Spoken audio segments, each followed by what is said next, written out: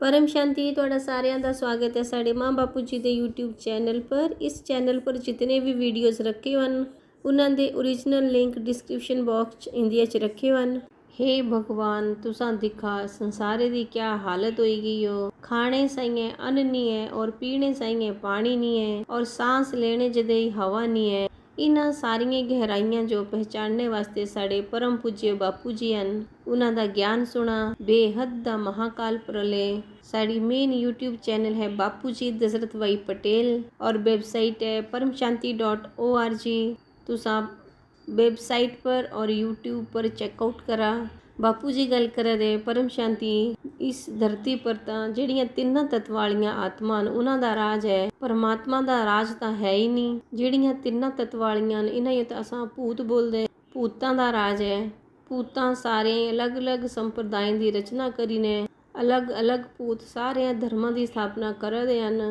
इसलिए तो इतने संप्रदाय हैं। अगर परमात्मा का राज है तो एक ही धर्म एक भाषा एक कुल होना चाहिए ना।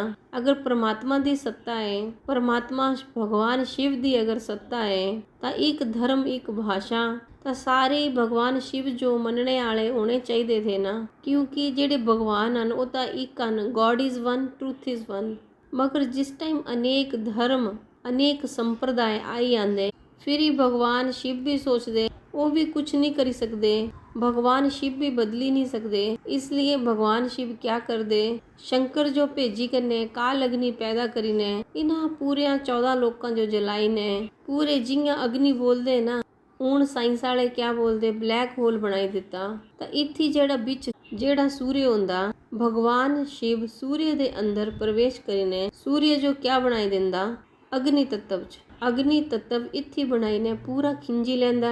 पूरे 14 लोकां जो पूरे ब्रह्मांडे जो भगवान शिव काल अग्नि पैदा कर दे फिर ही काल अग्नि पैदा करीने पूरे ब्रह्मांडे जो अग्नि तत्व च परिवर्तन कर देंदे और अग्नि ते फिर वायु च और फिर वायु ते जियां जियां तत्व बनते इयां ही समाई लेंदे। वायु ते बाद फिर आकाश च आकाश ते फिर अहंकार तत्व अहंकार ते फिर महातत्व च फिर शिव निराकार च इस ब्रह्मांडे च ले और विले होंदा रहिंदा। मगर इस ब्रह्मांडे का परमात्मा कौन है भगवान शिव हैं। पहले परम आत्मा थी फिर ही पूरे ब्रह्मांडे जो उन्हें अपने अंदर समाई लिया।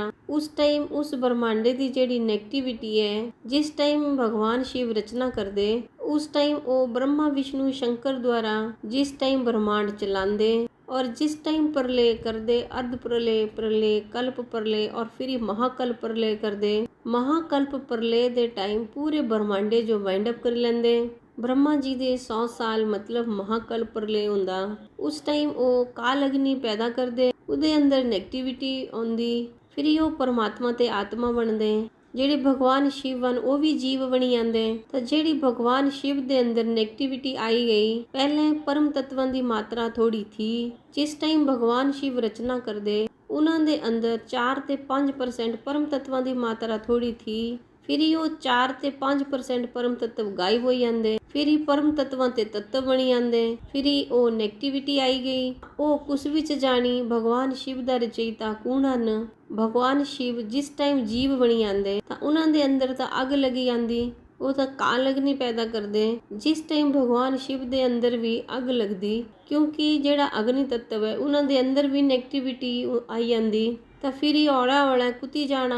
तो फिर ही वो अपनी अग्गा जो शांत करने वास्ते भगवान शिव भी कुती जान। तो जेड़े भगवान शिव दा रचयिता है महाशिव जियां हम महाशिवरात्रि साले च एक बारी मनांदे तां ओह हन भगवान शिव दे रचयिता महाशिव। तो पहले तो जो इयां समझना पौना ये जेड़ा ब्रह्मांड है इसकी आयु है 100 साल क्योंकि ब्रह्मा जी की आयु भी 100 साल है। तां धरती पर कितने चतुर्युग कितने अर्ध प्रलय प्रलय कल्प प्रलय कितने हुए होंगे अगर तुसां डिटेल्स जा तां कितने हुए होंगे। उस वास्ते तो जेड़ी साड़ी किताब है उस पर साड़ी एक बुक छपी हो है उस विच तुहां दिखी सकदे उस विच पूरा विवरण है।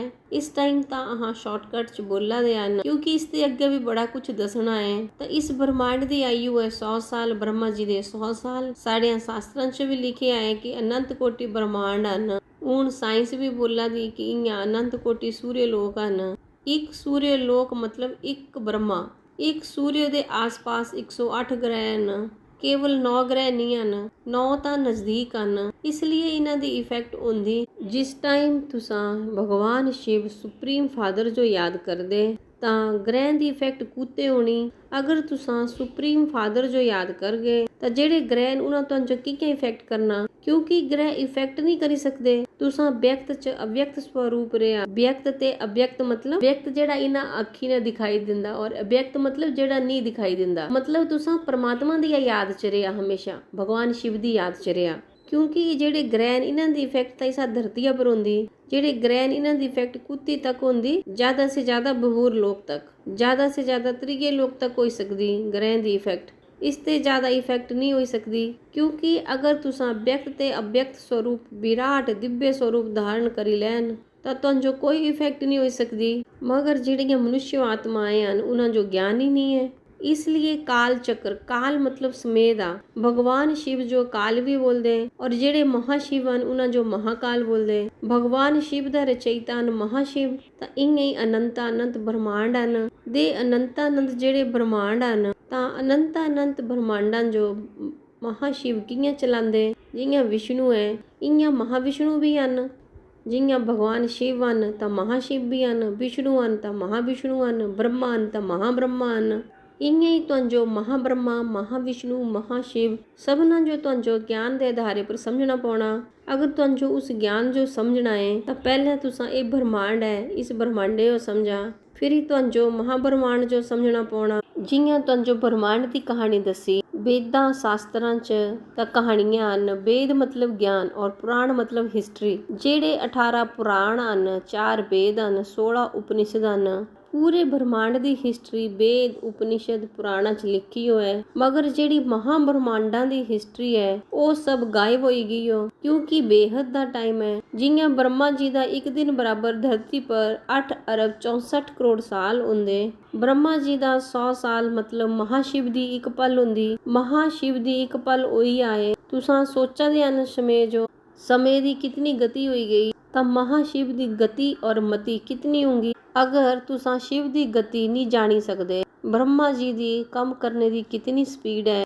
ਅਗਰ ਬ੍ਰਹਮਾ ਕਿਸੇ ਜੋ 1 ਸੈਕਿੰਡ ਵਰਦਾਨ ਦੇ ਦੇ ਧਰਤੀ ਪਰ ਤਾਂ 1 ਸੈਕਿੰਡ ਬਰਾਬਰ ਧਰਤੀ ਪਰ 1 ਲੱਖ ਸਾਲ ਹੁੰਦਾ। ਬ੍ਰਹਮਾ ਜੀ ਦੀ 1 ਸੈਕਿੰਡ ਬਰਾਬਰ ਧਰਤੀ ਪਰ 1 ਲੱਖ ਸਾਲ ਹੁੰਦਾ।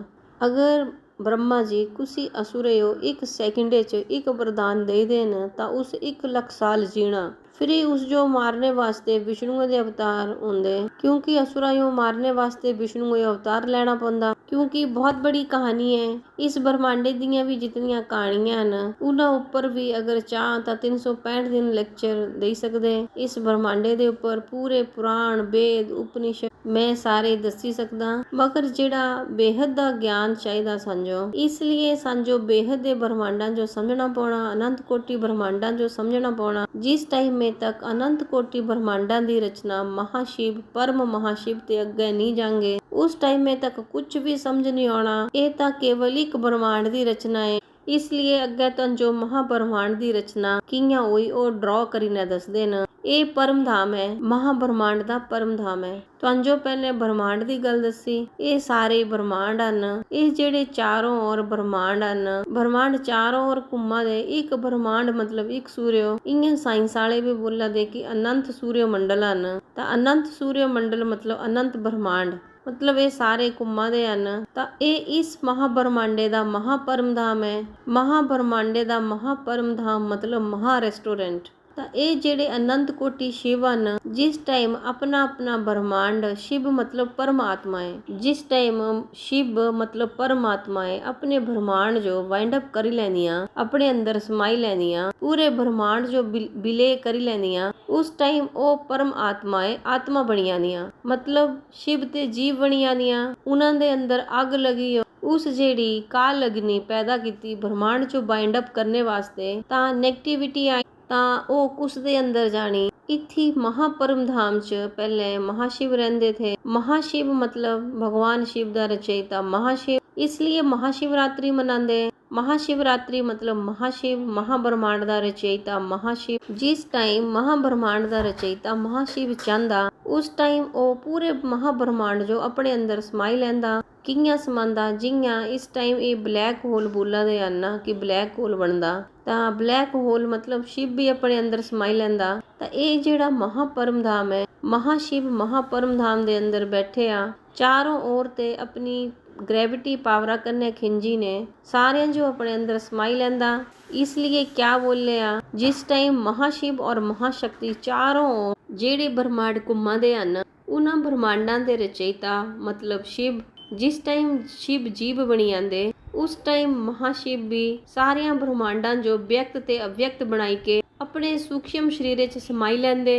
हुण इस ब्रह्मांड की आयु है 100 साल। एक ब्रह्मांड की आयु मतलब ब्रह्मा जी का 100 साल, मतलब ब्रह्मा जी का 100 साल मतलब महाकल्प प्रलय।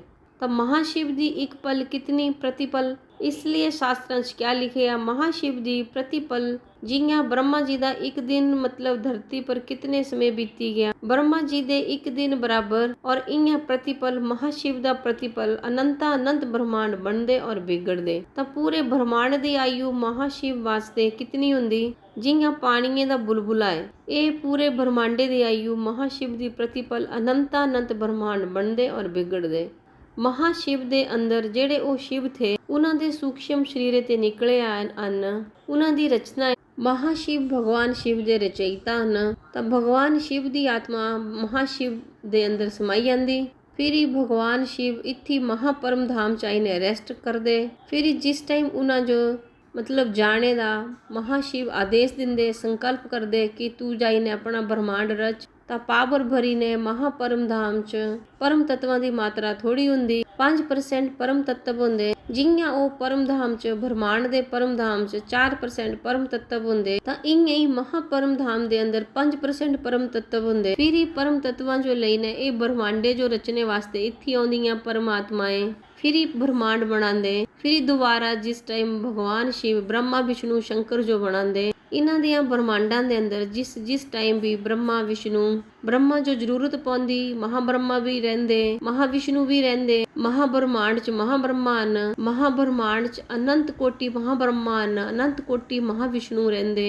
हर कोई ब्रह्मांडे च जिस टाइम विष्णु जो जरूरत होंदी तां महाब्रह्मांडे ते महाविष्णु ब्रह्मांडे च जांदे। इसलिए शास्त्रां च विष्णु और महाविष्णु च कोई फर्क दस्सिया नहीं है, कोई समझ ही नहीं पांदा। तां महाविष्णु महाब्रह्मांडा च होंदे। जिस टाइम इस ब्रह्मांडे च विष्णु की जरूरत होंदी तां उस टाइम महाब्रह्मांडे ते महाविष्णु आंदे। इसलिए क्या हुंदा, विष्णु दे विराट रूप भी दस्से वन। जेड़ा विष्णु दा विराट रूप है वह महाविष्णु है। उस टाइम ये इत्थों ते जांदे जिस टाइम कोई बड़े अवतारे की जरूरत होंदी, जिस टाइम धर्म गलानी ज्यादा ब्रह्मांडा च होई आंदी, जिस टाइम ओथे दा विष्णु कंट्रोल नहीं करी पांदा, जिस टाइम शिव भी थोड़ा चाहता कि महाविष्णु आई आन और इस ब्रह्मांडे जो थोड़ी हेल्प करन, इस ब्रह्मांडे जो चलाने वास्ते मदद करन, उस टाइम फिर इत्थे ते महाविष्णु आंदे।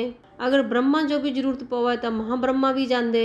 इन्हां दे आस पास अनंत कोटि सतो प्रधान आत्माएं होंदियां। जेड़ियां सतो प्रधान आत्माएं ने ये भी कदी कदी ब्रह्मांडां दे अंदर जांदियां। इसलिए इन्हां दी रचना भी कुती न कुती होंदी। इसलिए काफ़ी आत्माएं इत्थे रहंदियां और चारों ओर ब्रह्मांड घूमते रहंदे, अनंता अनंत ब्रह्मांड घूमते रहंदे, ब्रह्मांड बनदे और बिगड़दे। जेड़े महाशिव हन वो भगवान शिव दे रचयिता हन। जिस टाइम महाशिव दे अंदर महापरम धाम दे अंदर हौला हौला नेगेटिविटी बढ़दी जांदी, परम तत्वां दी मात्रा घटदी जांदी। जिस टाइम ये ब्रह्मांड जो चलाने दी शक्ति महाशिव च नहीं रहिंदी, कोई भी रचयिता हुंदा रचना दे अंदर जिस टाइम पावर नहीं जांदी तां ऑटोमैटिक रचना नेगेटिव बनी आंदी। कोई भी रचना किस टाइम में तक चलदी, जिस टाइम में तक रचयिता च पावर हुंदी तां रचयिता च पावर इस टाइम में तक होंदी, क्योंकि उदी भी एक लिमिट है, क्योंकि उदी पावरा दी भी एक लिमिट है। तो जिस टाइम ये पावर महाशिव दे अंदर महापरम धाम दे अंदर जिस टाइम इत्थी परम तत्वां दी मात्रा खत्म हो जांदी, मतलब जिस टाइम परम तत्वां ते पूरे परम धाम च तत्वां च होई जांदे, चारों ओर पूरा ये तत्वां च छाई जांदा, उस टाइम महाशिव महाशक्ति दे अंदर समाई के महाशिव महाशक्ति कंबाइंड रूप होई ने पूरा इस जो महा ब्लैक होल बनाई के पूरे ये अनंत कोटि ब्रह्मांडा जो अपने सूक्ष्म शरीर दे अंदर समाई लेंदे। ਇੱਕ ਇੱਕ ਸੈੱਲ ਦੇ ਅੰਦਰ, ਉਹਨਾਂ ਦੇ ਸੂਖਸ਼ਮ ਸ਼ਰੀਰੇ ਦੇ ਇੱਕ ਇੱਕ ਸੈੱਲ ਦੇ ਅੰਦਰ, ਇਹਨਾਂ ਦੇ ਰੋਮ ਰੋਮ ਦੇ ਅੰਦਰ ਸਮਾਈ ਲੈਂਦੇ। ਇਸ ਲਈ ਕਿਆ ਬੋਲਿਆ, ਮਹਾਸ਼ਿਵ ਦੇ ਅੰਦਰ ਇੱਕ ਇੱਕ ਰੋਮ ਦੇ ਅੰਦਰ ਅਨੰਤਾ ਅਨੰਤ ਬ੍ਰਹਮਾਂਡ ਸਮਾਈ ਜਾਂਦੇ। ਔਰ ਜਿਹੜੇ ਮਹਾਸ਼ਿਵਨ ਫਿਰ ਮਹਾਕਾਲ ਬਣਦਾ, ਜਿਹੜੇ ਮਹਾਸ਼ਿਵਨ ਉਹਨਾਂ ਨੂੰ ਮਹਾਕਾਲ ਬੋਲਣਾ, ਔਰ ਜਿਹੜੇ ਸ਼ਿਵਨ ਉਹਨਾਂ ਨੂੰ ਕਾਲ ਬੋਲਣਾ। ਫਿਰ ਹੀ ਮਹਾਸ਼ਿਵ ਵੀ ਮਹਾਕਾਲ ਪ੍ਰਲय ਕਰਦੇ। ਪਹਿਲੇ ਦੱਸਿਆ ਨਾ ਕਿ ਬ੍ਰਹਮਾਂਡੇ ਚ ਕਲਪ ਪ੍ਰਲय ਹੁੰਦਾ, ਮਹਾਕਲਪ ਪ੍ਰਲय ਹੁੰਦਾ, ਤੇ ਇੰਨੇ ਹੀ ਮਹਾਬ੍ਰਹਮਾਂਡ ਚ ਮਹਾਕਾਲ ਪ੍ਰਲय ਹੁੰਦਾ। महाकाल प्रलय कुयो बोलते जिस टाइम महाशिव अनंता अनंत ब्रह्मांडां जो बाइंड अप करीने अपने अंदर समाई लेंदे। महाशिव दे अंदर भी परम तत्वां दी मात्रा खत्म हो जाती। कोई भी रचयिता जिस टाइम पावरलैस हो जाता, महाशिव भी जेड़े परम आत्मा हन, महाशिव भी एक आत्मा ही हन। जिस टाइम उन्हां दे अंदर भी परम तत्व खत्म हो जाते, वो भी तत्वां च परिवर्तन हो जाते, अव्यक्त ते अव्यक्त बन जाते। महाशिव भी अव्यक्त ते अव्यक्त बनी आंदे। उस टाइम वो व्यक्त मतलब तत्वां दा मतलब नेगेटिविटी सहन नहीं करी पांदे। जिस टाइम महाशिव सहन नहीं करी पांदे, उस टाइम महाकाल बनी ने सारा कुछ पूरा अंदर महा ब्लैक होल बनी आंदा। जेड़ा ये महापरम धाम है, महा ब्लैक होल बनी आंदा। महाशिव सब अपने अंदर समाई लेंदे। तो महाशिव भी क्या बनी गए, आत्मा बनी गए। जियां शिव आत्मा बनी गए थे, इयां महाशिव भी आत्मा बनी गए। आत्मा मतलब तत्व व्यक्त। हुण उन्हां दे अंदर इतनी नेगेटिविटी आई है, हुण उन्हां जो पावर चाहिए। अगर किसी भी आत्मा दे अंदर नेगेटिविटी आंदी तो उस आत्मा चार्ज कुतू करना, हर किसी आत्मा जो चार्ज करना है, हर किसी आत्मा जो पावर चाहिए तो यो पावर कुतू मिलनी। पावर मतलब परम तत्व चाहिए तो कुतू मिलने, तो वह अपने रचयिता वाल जांदा। जियां शिव दा रचयिता महाशिव है, तो जिस टाइम शिव जो पावर चाहिए था तो वह बाइंड अप करी अपने रचयिता महाशिव वाल चले आंदे। इत्थी महापरम धाम च रहिंदे। फिर वो दोबारा जिस टाइम चाहन तो अपने ब्रह्मांडे रचदे। जिस टाइम ब्रह्मांडे च रचना जो जरूरत पौंदी, उस टाइम महाब्रह्मांड ते महाब्रह्मा महाविष्णु जाइने इन्हां ब्रह्मांडां च जाइने हेल्प करदे। जेड़ियां सतो प्रधान आत्माएं इत्थे रहिंदियां, वो भी ब्रह्मांडां च जांदियां हेल्प करने वास्ते। तां ये ब्रह्मांड होई गया सूर्यमंडल। एक सूर्य दे आस-पास 108 ग्रह न, जेड़े सितारे न राती ओ दिखाई दिंदे। जियां 33 कोटि देवी देवता न, हर देवतियां दा अलग-अलग सितारा है। जियां शुक्राचार्य तां शुक्राचार्य शुक्र पर रहिंदे। जियां ध्रुव न तां ओह ध्रुव पर रहिंदे। तां हर कोई आत्मा दा ब्रह्मांड दे अंदर जेड़े भी सितारे तुहानू जो दिखाई दिंदे, जेड़े सूर्य तुहानू जो दिखाई दिंदे इस ब्रह्मांडे दे अंदर, तां इस ब्रह्मांडे दियां आत्मा दे सितारे हन। जितने देवता न सारियां दे सितारे अलग थे। फिर इंद्रलोक दे अंदर जिस टाइम वो नाच गाना होआ था, उत्थे जांदे थे। ये नचने गाने वालियां दा ग्रह अलग था, इंद्र लोक अलग था।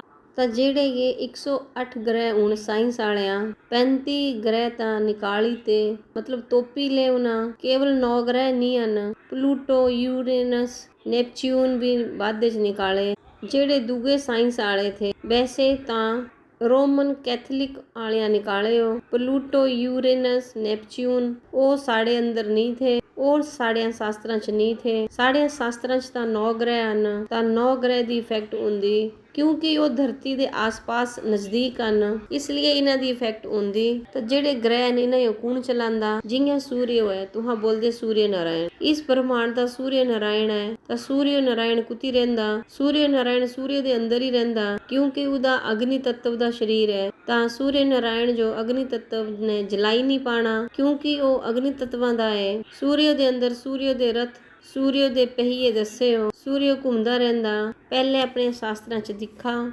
सूर्य घूमदा रहिंदा, मगर हुण सूर्य दे आस-पास घूमदे उल्टा चक्कर होई गया ना। हमेशा हर चीज बदलदी रहिंदी। साढ़े शास्त्रां च भी जेड़ियां बड़ियां पुराणियां गल्लां लिखियां हुण अज सब बदली गया, सब कुछ बदली गया। परम शांति की परम शांति सोचो बोलो परम शांति। Join us daily for live meditation 10 p.m. to 11 p.m. on YouTube Live. Subscribe now. Website www.paramshanti.org. Email us anand@paramshanti.org. Like, share, subscribe. Join today. बेहद की परम शांति।